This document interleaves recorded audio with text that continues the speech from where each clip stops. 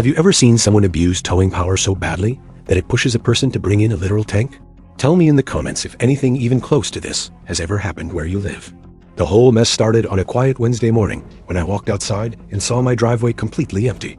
This happened in my neighborhood in Fort Collins, Colorado. My car parked legally on my own property was gone. At first, I thought it had been stolen, but then I saw a small HOA citation taped to my front door like a smug little trophy. Unauthorized vehicle parked in violation of aesthetic standards, it read. Aesthetic standards? My car wasn't broken, damaged, leaking, or even dirty. But our HOA president, Linda, who everyone secretly called Tow Happy Linda, had been itching to control every inch of the neighborhood, so she had ordered my car towed without warning. I called the towing company, and they said they were acting under HOA direction. The bill was almost $1,000. I felt that slow burn of anger that starts in your stomach and climbs up your spine. I knew if I reacted impulsively, she'd win. So instead, I planned, quietly, legally, meticulously. First, I pulled out my property deed to confirm the driveway was 100% on my land, not shared, not HOA owned. Then I checked the HOA bylaws and took photos of every car parked openly with no violations marked. Double standards everywhere.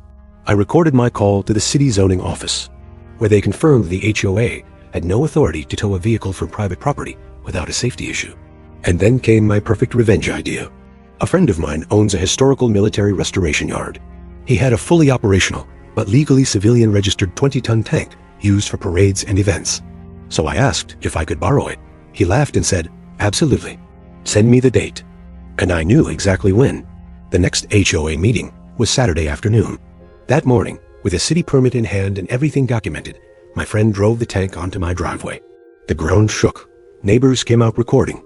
And then Linda stormed over red-faced, furious, and speechless.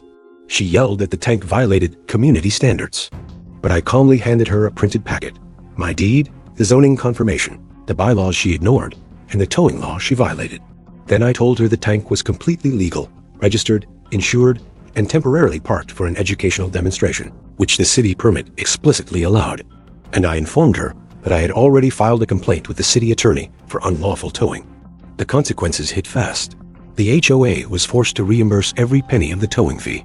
Linda was removed from enforcement duties pending investigation, and the board issued new rules requiring homeowner consent before any future towing action. The payoff? The tank stayed in my driveway the entire weekend, just long enough for everyone, including Linda, to get the message. If wild HOA showdowns interest you, leave a comment and stick around for the next story.